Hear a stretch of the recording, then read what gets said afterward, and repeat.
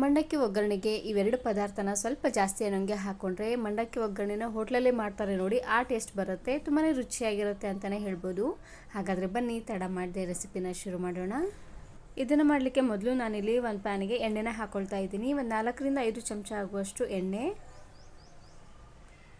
ಈ ರೀತಿ ಪ್ಯಾನಲ್ಲಾದರೂ ಮಾಡ್ಕೋಬೋದು, ಇಲ್ಲಾಂದರೆ ಅಗಲವಾಗಿರುವಂತಹ ಪಾತ್ರೆನಲ್ಲಾದರೂ ಮಾಡ್ಕೋಬೋದು. ಇದಕ್ಕೇ ನಾನಿಲ್ಲಿ 1 ಚಮಚ ಆಗುವಷ್ಟು ಜೀರಿಗೆ ಮತ್ತು ಸಾಸಿವೆನ ಹಾಕ್ಕೊಳ್ತಾ ಇದ್ದೀನಿ. ನೋಡಿ, ಜೀರಿಗೆ ಸಾಸಿವೆ ಎಲ್ಲ ಈ ರೀತಿಯಾಗಿ ಚೆನ್ನಾಗಿ ಚಟಪಟ ಅಂತ ಸಿಡಿದಾದ್ಮೇಲೆ 1 ಗರಿ ಆಗುವಷ್ಟು ಕರಿಬೇವು ಸೊಪ್ಪು, ಇದ್ರ ಜೊತೆಗೆ 4 ಈರುಳ್ಳಿನ ಈ ರೀತಿಯಾಗಿ ಸಣ್ಣದಾಗಿ ಕಟ್ ಮಾಡಿ ಹಾಕ್ಕೊಳ್ತಾ ಇದ್ದೀನಿ. ಹಾಗೆಯೇ ಖಾರವಾಗಿರುವಂತಹ 4-5 ಹಸಿಮೆಣಸಿಕಾಯಿನ ಈ ರೀತಿಯಾಗಿ ಸಣ್ಣದಾಗಿ ಕಟ್ ಮಾಡಿ ಹಾಕ್ಕೊಳ್ತಾ ಇದ್ದೀನಿ. ಇದಕ್ಕೆ ಮೇನಾಗಿ ಈರುಳ್ಳಿನ ಸ್ವಲ್ಪ ಜಾಸ್ತಿ ಅನ್ನೋಂಗೆ ಹಾಕ್ಕೊಳ್ಬೇಕು, ರುಚಿ ಅಂತೂ ತುಂಬಾ ಚೆನ್ನಾಗಿ ಬರುತ್ತೆ. ಇವಾಗ ಉರಿನ ಪೂರ್ತಿಯಾಗಿ ಲೋ ಫ್ಲೇಮ್ನಲ್ಲೇ ಇಟ್ಟು ಈರುಳ್ಳಿ ಎಲ್ಲ ಸಾಫ್ಟ್ ಆಗೋವರೆಗೂ ಚೆನ್ನಾಗಿ ಇದನ್ನು ಬೇಯಿಸ್ಕೊಂಡು ತಗೊಳ್ಳಿ. ನೋಡಿ, ಈ ರೀತಿಯಾಗಿ ಈರುಳ್ಳಿ ಎಲ್ಲ ಪೂರ್ತಿ ಸಾಫ್ಟಾಗಿ ಚೆನ್ನಾಗಿ ಬೆಂದಾದಮೇಲೆ ಇವಾಗ ನಾನಿಲ್ಲಿ ಉಳಿದಿರುವಂತಹ ಪದಾರ್ಥನ ಹಾಕ್ಕೊಳ್ತಾ ಇದ್ದೀನಿ. ಇದಕ್ಕೆ ನಾನಿಲ್ಲಿ ರುಚಿಗೆ ತಕ್ಕಷ್ಟು ಉಪ್ಪು ಹಾಗೆಯೇ ಅರ್ಧ ಚಮಚ ಆಗುವಷ್ಟು ಅರಶಿನ ಪುಡಿನ ಹಾಕ್ಕೊಂಡು ಬೇಯಿಸ್ಕೊಳ್ತಾ ಇದ್ದೀನಿ. ಇದಕ್ಕೆ ಟೊಮೆಟೊ ಹಾಕೋದೇನು ಬೇಡ, ಬರೀ ಈರುಳ್ಳಿ ಹಾಗೆಯೇ ಹಸಿಮೆಣಸಿಕಾಯಿನ ಹಾಕ್ಕೊಂಡ್ರೆ ಸಾಕಾಗುತ್ತೆ. ನೋಡಿ, ಉಪ್ಪು ಹಾಗೆಯೇ ಅರಿಶಿನ ಪುಡಿನ ಹಾಕ್ಕೊಂಡು ಚೆನ್ನಾಗಿ ರೀತಿಯಾಗಿ ಮಿಕ್ಸ್ ಮಾಡ್ಕೊಂಡು ತಗೊಳ್ಳಿ. ಇದಕ್ಕೆ ಮೇನಾಗಿ ಈರುಳ್ಳಿನ ಚೆನ್ನಾಗಿ ಬೇಯಿಸ್ಕೊಳ್ಬೇಕು, ಸ್ವಲ್ಪ ಹಸಿ ಬಿಸಿ ಇದ್ರೂ ಚೆನ್ನಾಗಿರೋದಿಲ್ಲ ನೋಡಿ. ಹಾಗಾಗಿ ಆದಷ್ಟು ಪೂರ್ತಿ ಸಾಫ್ಟ್ ಅನ್ನೋಂಗೆ ಬೇಯಿಸ್ಕೊಂಡು ತಗೊಳ್ಬೇಕು. ಇವಾಗ ನಾನಿಲ್ಲಿ 1 ಲಿಂಬೆ ಹಣ್ಣಿನ ಗಾತ್ರದಷ್ಟು ಹುಣಸೆ ಹಣ್ಣನ್ನು ಒಂದು ಅರ್ಧ ಗಂಟೆ ಅಷ್ಟೊತ್ತು ನೆನೆಸಿ ಅದರ ರಸನ ಹಾಕ್ಕೊಳ್ತಾ ಇದ್ದೀನಿ.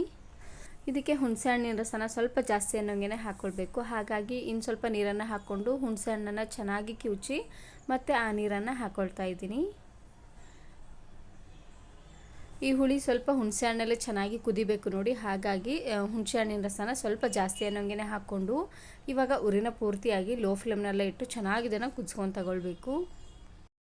ನಾನು ಇದೇ ರೀತಿ ಬಹಳಷ್ಟು ವೆರೈಟಿ ಆಗಿರುವಂತಹ ಉತ್ತರ ಕರ್ನಾಟಕದ ಸ್ಪೆಷಲ್ ಆಗಿರುವಂತಹ ರೆಸಿಪೀಸ್ನ ಅಪ್ಲೋಡ್ ಮಾಡಿದ್ದೀನಿ. ವಿಡಿಯೋ ನೋಡಿಲ್ಲ ಅಂದರೆ ಈ ವಿಡಿಯೋ ಕೊನೆಯಲ್ಲಿ ಹಾಕಿರ್ತೀನಿ ನೋಡಿ, ಚೆಕ್ ಮಾಡಿ. ನೋಡಿ, ಇವಾಗ ಹುಳಿ ಚೆನ್ನಾಗಿ ಕುದಿಲಿ. ಅಷ್ಟರಲ್ಲಿ ನಾನಿವಾಗ ಮಂಡಕ್ಕಿನ ತೋಯಿಸ್ಕೊಳ್ತಾ ಇದ್ದೀನಿ. ಮಂಡಕ್ಕಿ ತೋಯಿಸ್ಕೊಳ್ಳಿಕ್ಕೆ ಅಂತ ನಾನಿಲ್ಲಿ ಒಂದು ಅಗಲವಾಗಿರುವಂತಹ ಪಾತ್ರೆಗೆ ಸ್ವಲ್ಪ ನೀರನ್ನು ಹಾಕ್ಕೊಂಡು ಅದಕ್ಕೇ ಮಂಡಕ್ಕಿನ ಹಾಕ್ಕೊಳ್ತಾ ಇದ್ದೀನಿ. ಪಳ್ಳ ಮಂಡಕ್ಕಿ ಬರುತ್ತೆ ನೋಡಿ, ಅದರಲ್ಲೇ ಮಾಡ್ಕೊಳ್ಬೇಕು. ರುಚಿ ಅಂತೂ ತುಂಬಾ ಚೆನ್ನಾಗಿ ಬರುತ್ತೆ. ಇದರಲ್ಲಿ ಇನ್ನೊಂದು ಗಟ್ಟಿ ಮಂಡಕ್ಕಿ ಬರುತ್ತೆ, ಅದಕ್ಕಿಂತ ಈ ರೀತಿಯಾಗಿ ಪಳ್ಳ ಮಂಡಕ್ಕಿ ರುಚಿ ಅಂತೂ ತುಂಬಾ ಚೆನ್ನಾಗಿರುತ್ತೆ ನೋಡಿ. ಹಾಗಾಗಿ ಮಂಡಕ್ಕಿನ ಹಾಕ್ಕೊಂಡು ನೋಡಿ, ಈ ರೀತಿಯಾಗಿ ಚೆನ್ನಾಗಿ ಇದನ್ನು ನೆನೆಸ್ಕೊಂಡು ಒಂದು 3ರಿಂದ 4 ನಿಮಿಷ ಆದರೂ ಚೆನ್ನಾಗಿ ಇದನ್ನು ನೆನೆಸ್ಕೊಳ್ಬೇಕು. ನಾವು ಎಷ್ಟು ಸಾಫ್ಟಾಗಿ ಮಂಡಕ್ಕಿನ ನೆನೆಸ್ತೀವಿ ನೋಡಿ, ಅಷ್ಟೇ ರುಚಿಯಾಗಿ ಬರುತ್ತೆ ಅಂತಲೇ ಹೇಳ್ಬೋದು. ಮಂಡಕ್ಕಿ ತಿನ್ನಲಿಕ್ಕೆ ಸ್ವಲ್ಪ ಸಾಫ್ಟಾಗಿದ್ರೇ ಚೆನ್ನಾಗಿರುತ್ತೆ. ಹಾಗಾಗಿ ಇದನ್ನು ಸ್ವಲ್ಪ ಉದ್ದುದ್ರಾಗಿ ಮಾಡಿದ್ರೆ ಅಷ್ಟು ರುಚಿಯಾಗಿ ಬರೋದಿಲ್ಲ. ಹಾಗಾಗಿ ಮಂಡಕ್ಕಿನ ಪೂರ್ತಿ ಸಾಫ್ಟ್ ಅನ್ನೋಂಗೆ ನೆನೆಸ್ಕೊಂಡು ತಗೊಳ್ಳಿ. ಒಂದು 3 ಅಥವಾ 4 ನಿಮಿಷವರೆಗೂ ಚೆನ್ನಾಗಿ ನೆನೆಸಿದ್ರೆ ಸಾಕಾಗುತ್ತೆ. ಮೊದಲು ಮಂಡಕ್ಕಿನ ನೆನೆಸಿ ಅದಾದಮೇಲೆ ಹುಳಿನ ಮಾಡ್ಕೊಳ್ಳಿ. ಇವಾಗ ನೋಡ್ತಾ ಇರ್ಬೋದು, ಒಂದು 3-4 ನಿಮಿಷ ಆಗಿದೆ. ಮಂಡಕ್ಕಿನೂ ತುಂಬಾ ಸಾಫ್ಟಾಗಿ ಚೆನ್ನಾಗಿ ಬೆಂದಾಗಿದೆ. ಇವಾಗ ನಾನಿಲ್ಲಿ ಮಂಡಕ್ಕಿಯಲ್ಲಿರುವಂಥ ನೀರೆಲ್ಲ ಚೆನ್ನಾಗಿ ಹಿಂಡಿ ಇನ್ನೊಂದು ಅಗಲವಾಗಿರುವಂತಹ ಪಾತ್ರೆಗೆ ಹಾಕ್ಕೊಳ್ತಾ ಇದ್ದೀನಿ. ನೀರನ್ನು ಚೆನ್ನಾಗಿ ಹಿಂಡ್ಕೊಳ್ಬೇಕು, ಸ್ವಲ್ಪ ನೀರುಗಚ್ಚಾದರೂ ಚೆನ್ನಾಗಿರೋದಿಲ್ಲ ನೋಡಿ. ಹಾಗಾಗಿ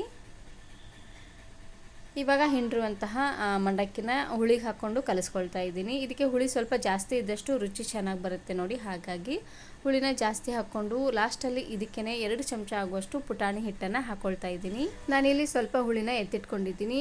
ಹುಳಿನ ಫ್ರಿಜ್ಜಲ್ಲಿ ಇಟ್ಟರೆ ಒಂದು 3ರಿಂದ 4 ದಿನವರೆಗೂ ಸ್ಟೋರ್ ಮಾಡಿ ಇಟ್ಕೊಳ್ಬೋದು. ತುಂಬಾ ಚೆನ್ನಾಗಿರುತ್ತೆ, ಸ್ವಲ್ಪನೂ ಕೆಡೋದಿಲ್ಲ. ಇವಾಗ ಉರಿನ ಪೂರ್ತಿಯಾಗಿ ಲೋ ಫ್ಲೇಮ್ನಲ್ಲೇ ಇಟ್ಟು ಚೆನ್ನಾಗಿ ರೀತಿಯಾಗಿ ಮಿಕ್ಸ್ ಮಾಡ್ಕೊಳ್ತಾನೆ ಇದನ್ನು ಬಿಸಿ ಮಾಡ್ಕೊಂಡು ತಗೊಳ್ಳಿ. ಮಂಡಕ್ಕಿ ಒಗ್ಗರಣೆನ ಮಾಡಬೇಕಾದ್ರೆ ಹುಣಸೆ ಹಣ್ಣಿನ ಹುಳಿ ಹಾಗೆಯೇ ಸ್ವಲ್ಪ ಪುಟಾಣಿ ಹಿಟ್ಟನ್ನು ಜಾಸ್ತಿ ಹಾಕ್ಕೊಂಡು ಮಂಡಕ್ಕಿನ ಪೂರ್ತಿ ಸಾಫ್ಟ್ ಅನ್ನೋಂಗೆ ನೆನೆಸ್ಕೊಂಡು ತಗೊಂಡ್ರೆ ಹೋಟ್ಲುಗಳಲ್ಲೆಲ್ಲ ಮಾಡ್ತಾರೆ ನೋಡಿ ಮಂಡಕ್ಕಿ ಒಗ್ಗರಣೆ, ಅದೇ ಟೇಸ್ಟ್ ಬರುತ್ತೆ. ಆದಷ್ಟು ಸಾಫ್ಟ್ ಅನ್ನೋಂಗೆ ಮಾಡಿಕೊಂಡ್ರೆ ರುಚಿ ಅಂತೂ ತುಂಬಾ ಚೆನ್ನಾಗಿರುತ್ತೆ ನೋಡಿ. ಹಾಗಾಗಿ ಪೂರ್ತಿ ಸಾಫ್ಟ್ ಅನ್ನೋಂಗೆ ಮಂಡಕ್ಕಿ ಒಗ್ಗರಣೆನ ಮಾಡ್ಕೊಂಡು ತಗೊಳ್ಳಿ. ಇದನ್ನು ನೀವು ಬೆಳಗಿನ ತಿಂಡಿಗಾದರೂ ಮಾಡ್ಕೋಬೋದು, ಈವ್ನಿಂಗ್ ಸ್ನ್ಯಾಕ್ಸ್ ಥರನಾದರೂ ನೀವು ಇದನ್ನು ತಿನ್ಕೊಳ್ಬೋದು. ತುಂಬಾ ಚೆನ್ನಾಗಿರುತ್ತೆ. ಈ ವಿಡಿಯೋ ಇಷ್ಟ ಆದರೆ ಈಗಲೇ ಒಂದು ಲೈಕ್ ಬಟನನ್ನು ಕ್ಲಿಕ್ ಮಾಡಿ ಫ್ರೆಂಡ್ಸ್ ಆ್ಯಂಡ್ ಫ್ಯಾಮಿಲಿ ಜೊತೆಗೆ ಶೇರ್ ಮಾಡಿ. ಹಾಗೆಯೇ ಮತ್ತಷ್ಟು ಹೊಸ ರೆಸಿಪಿಗಾಗಿ ವರ್ಣಿಕಾ ಅಡುಗೆ ಮನೆ ಯೂಟ್ಯೂಬ್ ಚಾನಲನ್ನು ಸಬ್ಸ್ಕ್ರೈಬ್ ಮಾಡ್ಕೊಳ್ಳಿ. Thanks for watching.